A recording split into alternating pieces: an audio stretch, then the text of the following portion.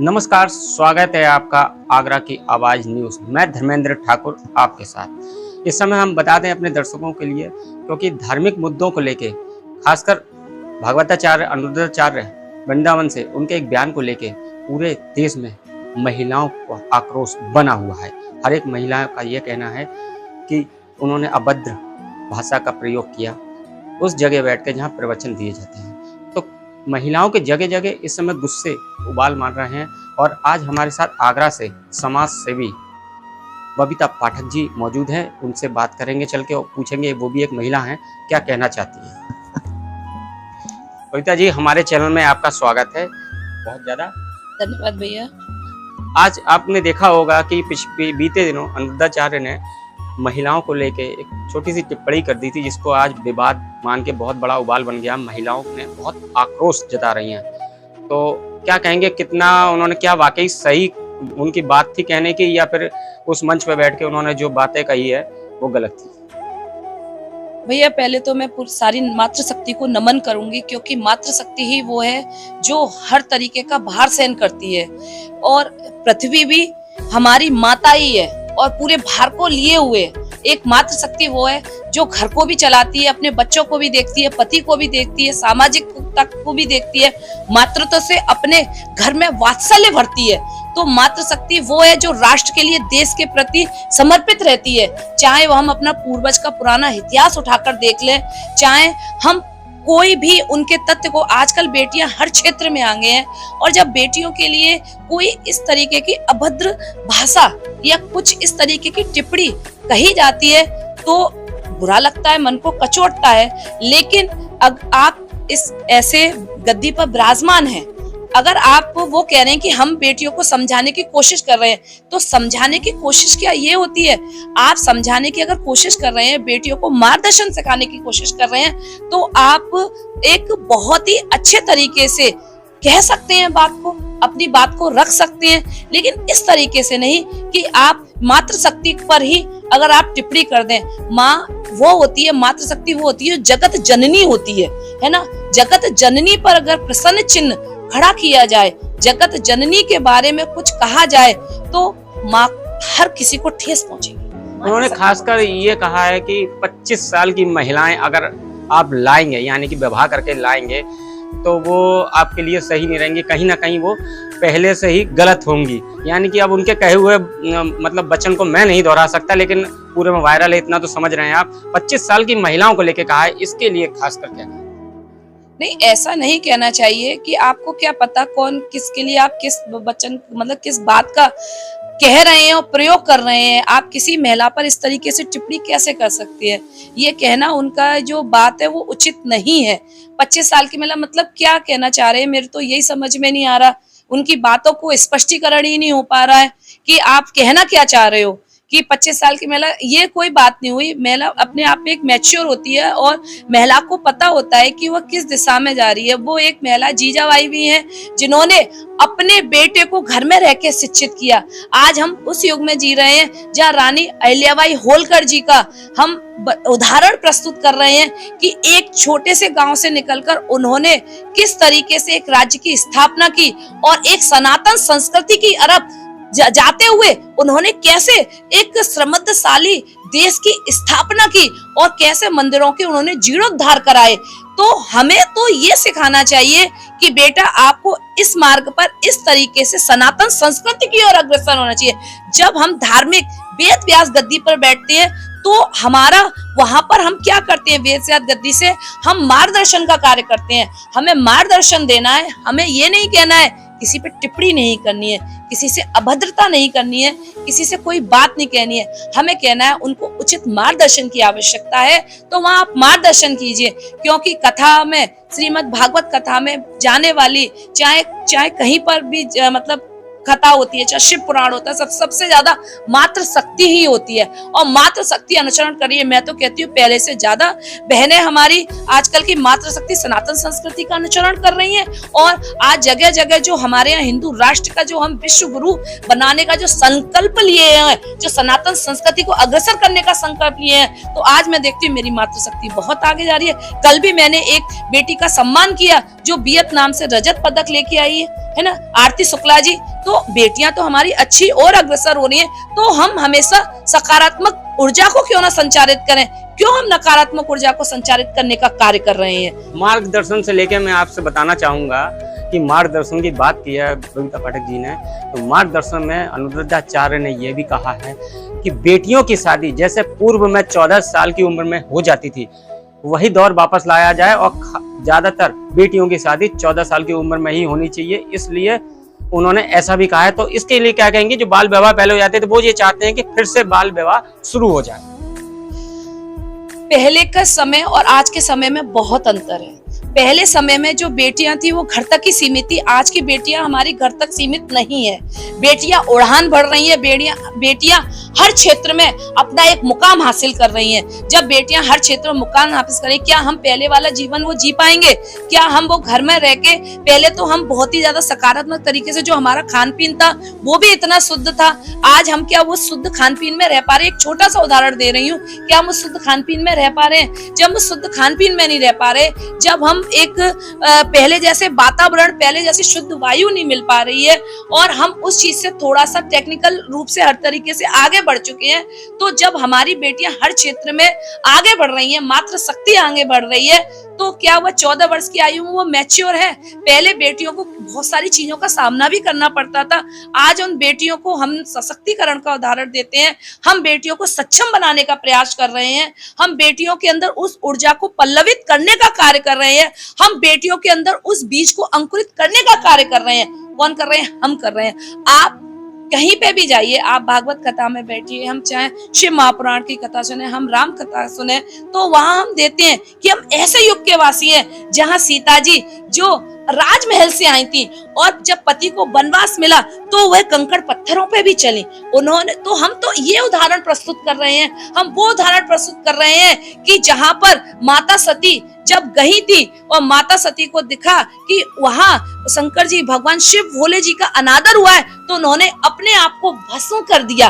तो हम वो उदाहरण प्रस्तुत कर रहे हैं। हम तो उस देश में रहते हैं जहाँ नारी का, अनसुईया जी का आप उदाहरण देख लीजिए, चाहे गार्गी, अपोला घोष, क्यों हम उदाहरण देते हैं? हम रानी लक्ष्मीबाई जैसे युग में जीने वाले लोग हैं। जब फिर हम आगे वाले युग में आए तो हम सानिया मिर्जा और जो हमारी पीटी उषा, किरण बेदी, हम ऐसे युग में आए, फिर इस युग से हम आगे बढ़ते गए, तो आज हमारी बेटियां चाहे आईएएस, पीसीएस, चाहे डॉक्टरी, चाहे छोटे से छोटे कार्य हो, चाहे वोकेशनल कोर्स हो, हर चीज में परचम लहरा रही हैं। तो उन बेटियों को सक्षम करने का कार्य किया जा रहा है, उन बेटियों को आगे प्रगति करने का कार्य किया जा रहा है। तो हम पीछे की तरफ क्यों जाएं? हम तो आगे की तरफ जाने का प्रयास कर रहे हैं। और मेरा मानना ये है कि अगर हम कुछ बात कहते हैं तो हमें आगे बढ़ने का कार्य करने का है। हम ये कहते हैं कि अगर मैंने काफी देखा है, अनुराधाचार्य जी रील वगैरह भी काफी डालते हैं, अनुराधाचार्य जी, मैं देखती हूँ, तो फिर आप क्यों रील बना के डालते हैं? आप भी तो आगे आने वाले, आप आगे आने वाले युग के लिए सोच रहे हैं, और हम अपनी मातृशक्ति को, अपनी बेटियों को पीछे युग में हम नहीं कर सकते। हमको भी आगे बनाने का, आगे बढ़ाने का कार्य करना है। हमें सकारात्मक ऊर्जा को पल्लवित करने का। एक माता वो होती है जो अपनी बेटी से कहती है, उसे अगर वो क्रोशिया सिलाई भी सिखाती है ना बचपन में, तो कहती बेटा ऐसे ऐसे सिलो, क्रोशिया से ऐसे ऐसे बनाओ। क्यों बनाती है? क्योंकि वो घर जाकर अपने जहां भी शादी होकर जाए तो अपने परिवार को बनाने का कार्य करे। तो माँ तो बचपन से उसमें बीज डालती है और उसे अंकुरित करती है और बेटी को सिखा के पल्लवित करती है। तो हम आज जो जी रहे हैं वो इस युग में जी रहे हैं। हम इस युग में नहीं जी रहे कि जहां पर नारी शक्ति अपमान का घूंट पी रही हो, जहां पर नारी शक्ति को सतीत्व के लिए अपने अग्नि पर बैठ के अपने आप को सती करना पड़े। क्यों हम फिर उन पुरुषों को क्यों याद नहीं करेंगे? राजा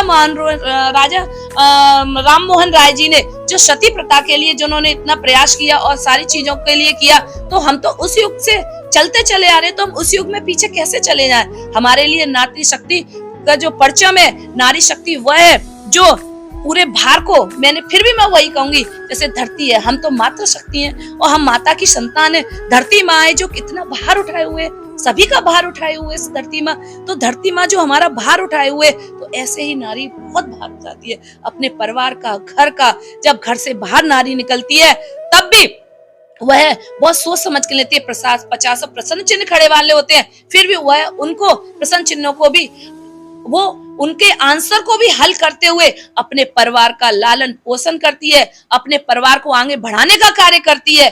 तो बहुत सारी चीजें, मेरा मानना ये है, हमें जो भी करना चाहिए वो सकारात्मक ऊर्जा के साथ करना चाहिए। जब हमारा बच्चा कहीं गलत दिशा में भी जाता है तो हम उसे सुधारने का कार्य भी तरीके से करते हैं, सकारात्मकता से करते हैं। ये नहीं कि हम उन पर प्रश्न चिन्ह कर दें, उनका मनोबल डाउन कर दें, उनका फीडबैक गलत दे दें। ऐसा कुछ भी नहीं है, ऐसा नहीं होना चाहिए। मेरा जैसे धर्म गुरुओं की बात चल रही है, तो जब एक विवाद सामने आया तो साध्वी रितंबरा, जिन्हें दीदी माँ के नाम से जाना था, उन्होंने भी महिलाओं को लेकर थोड़ा सा कुछ कहा है जो महिलाओं को कहीं ना कहीं खटक रहा है। क्या आप सहमत हैं कि उन्होंने सही कहा या गलत? नहीं, जब मेरे सामने मेरी रितंबरा दीदी की बात आई, मेरा हृदय इतना दुखी हुआ, मैं आपको बता नहीं सकती। वो वात्सल्य मूर्ति जो इन्होंने राम जी के उस समय के लिए अपना तन मन धन अपने शरीर को नौछावर कर दिया, रात दिन वो लगी नहीं, उस वात्सल्य मूर्ति के लिए प्रसन्न चिन्ह जब खड़ा गया, ये कोई, मैं इस बात को कहूंगी, ये सोशल मीडिया की गहरी कोई साजिश है या कोई उनकी जो भी प्लानिंग हो, मैं उस चीज को नहीं जानती। लेकिन जब मेरी रितंबरा दीदी के ऊपर बात को प्रसन्न चिन्ह खड़ा गया तो मेरी आत्मा में बहुत कष्ट पहुंचा। आज वो देखिए, आप वृंदावन में जाकर वह बेटियों के लिए सैनिक स्कूल चला रही हैं। मैंने उनके यहाँ देखा है, वो छोटी छोटी बेटियां जब आती हैं उनको पल्लवित करती है, फिर उनको जो शादी करके वो उनकी शादी करती हैं, और इतने माँ का जो वात्सल्य उनके जो चेहरे पर अद्भुत दिखाई देती है, जो उनके चेहरे पर जो सकारात्मक ऊर्जा दिखाई देती है, वह बहुत ही अतुलनीय है। क्योंकि वात्सल्य दीदी वाकई में वह मूर्ति है वात्सल्य की, प्रेम की, वह साक्षी है इस बात की कि एक माँ होके वह कितने बच्चों को पल्लवित करने का कार्य कर रही है, कितनी बेटियों को दिशा निर्देशन करने का कार्य कर रही है। ये गलत, मेरे को बहुत कष्ट पहुंचा जब वात्सल्य दीदी के लिए पूजनीय हमारी दीदी का वीडियो को काट छांट करके जो करने का कार्य किया है, जो सनातन संस्कृति को तोड़ने का कार्य किया जा रहा है, ये चीज गलत है। क्योंकि सनातन संस्कृति ही आज हमारे अंदर हर तरीके के प्रभाव को जिंदा किए हुए, सनातन संस्कृति ही वो है जो हमें सही रास्ते पे चलने का मार्गदर्शन देने का कार्य कर रही है। तो वो हमारी सनातन संस्कृति है, और सनातन संस्कृति को पल्लवित करने का कार्य कर रही है वो हमारी दीदी पूज्य माँ गुरु जी रितंबरा दीदी कर रही हैं। तो मैं रितंबरा दीदी के चरणों में कोटि कोटि नमन करते हुए यही कहना चाहूंगी कि जिस तरीके से जो साजिश उनके लिए गई, क्योंकि उस वीडियो को पूरा नहीं सुना गया, मैंने उस वीडियो को सुना है, जो उस वीडियो में जिस तरीका, फिर भी मेरी दीदी की गरिमा को देखिए, उनकी प्रभुत्ता को देखिए, उनके वात्सल्य को देखिए। उनको लगा कि मैं वो अपनी बहनों को सकारात्मकता देने का, उनको लगा कि कहीं ना कहीं मेरी बहनों को मेरी बाणी से कहीं कोई कष्ट हुआ है, तो उन्होंने कहा मैं क्षमाशील। ये उनका वात्सल्य है, ये उनका प्रेम है, ये उनका समर्पण है, ये उनका भाव है, ये उनका धैर्य है, जो इनकी सनातन संस्कृति का जो सही दिशा है, ये सकारात्मकता है, ये मेरी वात्सल्य मूर्ति रितंबरा दीदी की है। तो अगर धर्म गुरुओं की बात करें तो करोड़ों फॉलोवर्स हमारे प्रेमानंद महाराज जी के लिए भी करोड़ों फॉलोवर्स हैं, और उनकी बातें जब जो कोई सुनता है ना तो सब यही कहता है कि राधे राधे। लेकिन सोशल मीडिया के माध्यम से अब उनके लिए भी एक बयान आ रहा है कि उन्होंने भी युवा पीढ़ी यानी कि युवा बच्चों के लिए और महिलाओं के लिए थोड़ा सा उन्होंने भी बयान दिया है, वो भी सोशल मीडिया पे वायरल हो रहा है, जिसको लेके उनके ऊपर उंगली उठ रही हैं। क्या उनके लिए भी ये जो उन्होंने कहा है वो सही है? आपकी नजरों में क्या है? देखिए, मैंने उनका भी वीडियो सुना, और मैं जब अभी वृंदावन गई थी तो मैंने देखा कि हजारों लाखों लोगों की संख्या वृंदावन में उनके एक दर्शन के लिए खड़ी रहती है, जिसमें ज्यादातर बेटियां भी होती हैं, बहनें भी होती हैं। जब प्रेमानंद जी महाराज जब जहां से गुजरते हैं तो उनके साथ उनके वॉलंटियर्स साथ रहते हैं, और किसी को उनके पास आने तक की स्वतंत्रता नहीं होती। वह हर चीज से दूर है। वह अगर चाहे तो सोशल मीडिया में अपने आप को प्रभावशाली रूप से अभी इतने फॉलोअर्स हैं कि उनका साथ अनुसरण करें, लेकिन वो इन सब चीजों से दूर रहते हैं। उनका भी मैंने वीडियो सुना, जो उनके वीडियो को तोड़ मरोड़ के कोशिश की गई है, जो उन्होंने पूरी बात कही है, स्टार्टिंग की बात को उनकी को काटा गया है, उस बात को दूसरी बात से मिलाया गया है, वो चीज गलत है। मैं ये समझ नहीं पा रही हूँ ऐसा क्यों हो रहा है। जो हमारे सनातन धर्म गुरु हैं, जो सनातन संस्कृति को आगे बढ़ाने का कार्य कर रहे हैं, जो हमारे सही मार्गदर्शन में कार्य कर रहे हैं, जो राधा रानी के लिए जिन्होंने अपना जीवन समर्पित कर दिया है, उनके ऊपर प्रश्न चिन्ह क्यों खड़े किए जा रहे हैं? उनके ऊपर अगर प्रश्न चिन्ह, वो तो बेटियों को आगे बढ़ाने का कार्य कर रहे हैं, बेटियों को उत्साहित करने का कार्य कर रहे हैं, बेटियों को सनातन संस्कृति की तरफ ले जाने का कार्य कर रहे हैं। क्योंकि जब हम सनातन संस्कृति से जुड़े होते हैं तो हमारे अंदर वो गुण समावेश होते हैं, हमारे अंदर वो गुण पल्लवित होते हैं, जिन गुणों को हमारे अंदर पल्लवित होना चाहिए, तो वो गुणों को पल्लवित करने का कार्य कर रहे हैं। जो गुणों को पल्लवित करने का कार्य करेंगे तो वो बात को भी सकारात्मक तरीका से प्रस्तुत करेंगे, ये नहीं कि तोड़ मोड़ के उस बात को तो रखा जाए। कहीं ना कहीं मैं कहूंगी, अब ये मैं नहीं कह सकती कि ये क्या है, क्यों तोड़ मरोड़ क्यों हो रहा है, क्यों हमारे धर्म गुरुओं पर, हमारे संतों पर टिप्पणी की जा रही है। लेकिन मेरा सभी मातृशक्ति से भी निवेदन यही है कि हमारे धर्म गुरु हैं जो हमें सही मार्गदर्शन देने का कार्य करते हैं। अगर आपको लग रहा है तो उस चीज को पूरा समझो, सुनो, कहो, तब हम किसी पे प्रश्न चिन्ह खड़ा करें। क्योंकि घर में माँ होती है तो माँ भी हमें डांटती है, माँ पिता होते हैं तो पिता भी हमें डांटते हैं और कहते हैं बेटा ऐसे नहीं, ऐसे कार्य करो। अगर हमने उन्हें गुरु माना है, अगर हमने उन्हें माँ माना है तो दिल से माना है। अगर हमारी माँ हमसे कह रही है तो हमसे कुछ सोच समझ के कह रही है, हमारे पिता कह रहे हैं तो भी हमसे बहुत कुछ सोच समझ के कह रहे हैं और वो हमें सही मार्गदर्शन देने का कार्य कर रहे हैं।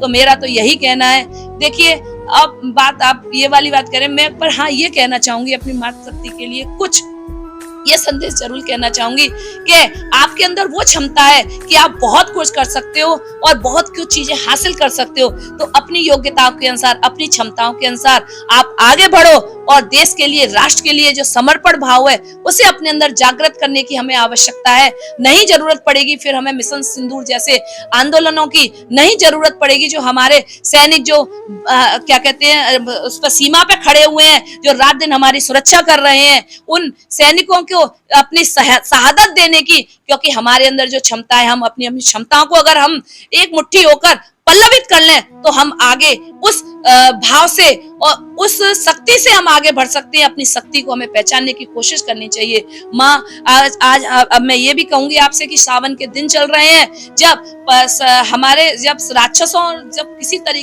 तरीके का उद्दंडता करते थे, वो माता पार्वती थी जो उन्हें कभी काली का भी रूप देना, कभी भैरवी का भी रूप लेना पड़ा, कभी माँ पार्वती, माँ गौरा का भी रूप लेके उन्होंने संसार की रक्षा की और हमें संदेश दिया। कभी उन्हें चंडमुंड का और शंभु निशंभु का भी वध करना पड़ा, महिषासुर का भी वध करना पड़ा। मातृ शक्ति थी तो वो दुर्गा सप्तशती उदाहरण है इस बात का।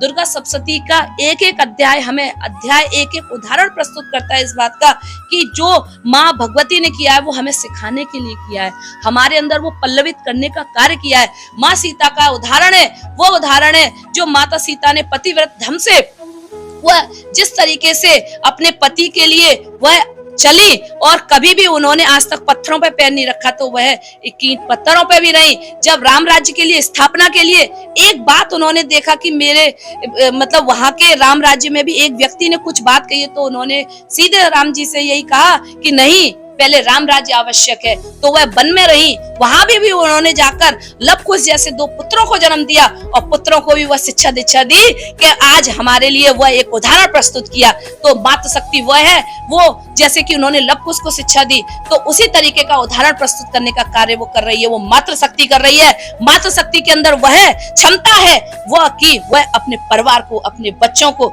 सही मार्ग दिशा दिखाने का कार्य करे। बात करें संतों की तो उत्तर प्रदेश सरकार योगी आदित्यनाथ ने भी कहा है कि संतों के लिए, धर्म गुरुओं के लिए कोई भी समाज में अभद्र टिप्पणी न करे, उन पर कोई ब्लेम ना लगाए और उनकी बातों को समझे। लेकिन लगातार अनिरुद्धाचार्य के लिए मुसीबतें बढ़ती जा रही हैं।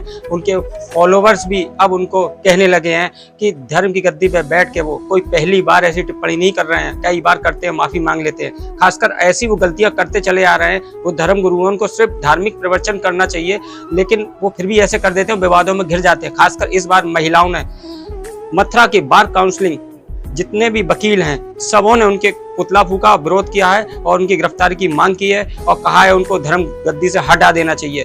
क्या ऐसा उचित है कि एक धर्म गुरु इस तरह की अभद्र टिप्पणियां करें, खासकर महिलाओं के लिए? क्योंकि महिलाएं सर्वोपरि नहीं है, मतलब सबसे ऊंचा दर्जा दिया गया है मातृशक्ति को। जब उनके लिए वो, जब उनके सत्संग में ही हजारों नहीं लाखों की संख्या में महिलाएं आती, उसी महिलाओं के लिए अगर वो अभद्र टिप्पणियां करेंगे तो क्या उचित रहेगा ये?